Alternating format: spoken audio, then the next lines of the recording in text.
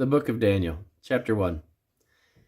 In the 3rd year of the reign of Jehoiakim, king of Judah, came Nebuchadnezzar, king of Babylon, unto Jerusalem, and besieged it.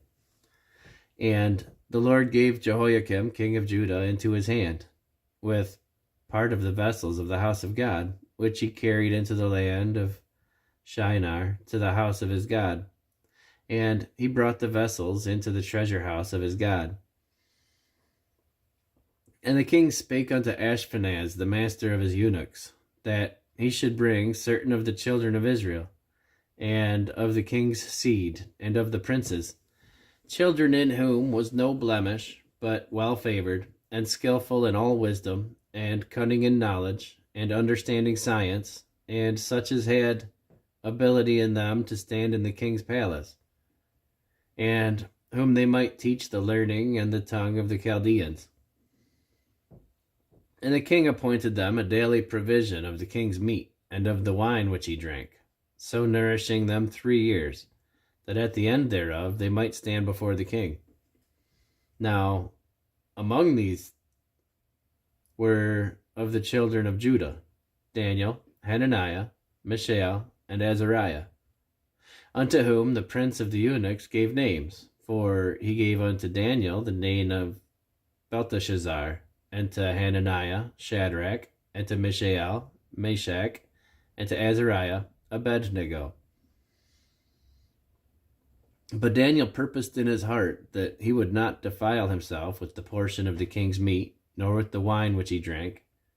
Therefore he requested of the prince of the eunuchs that he might not defile himself. Now God had brought Daniel into favor and tender love of the prince of the eunuchs. And the prince of the eunuchs said unto Daniel, I fear my lord the king, who hath appointed you meat and your drink. For why should he see your faces worse liking than the children which are of your sort? Then shall ye make me endanger my head to the king.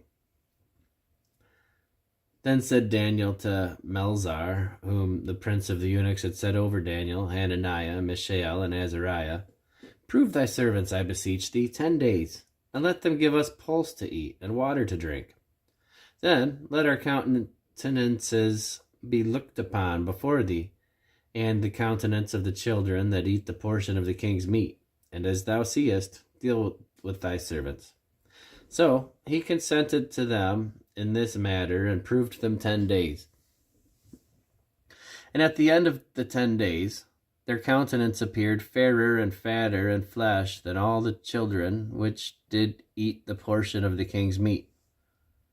Thus Melzar took away the portion of their meat, and the wine which they should drink, and gave them pulse.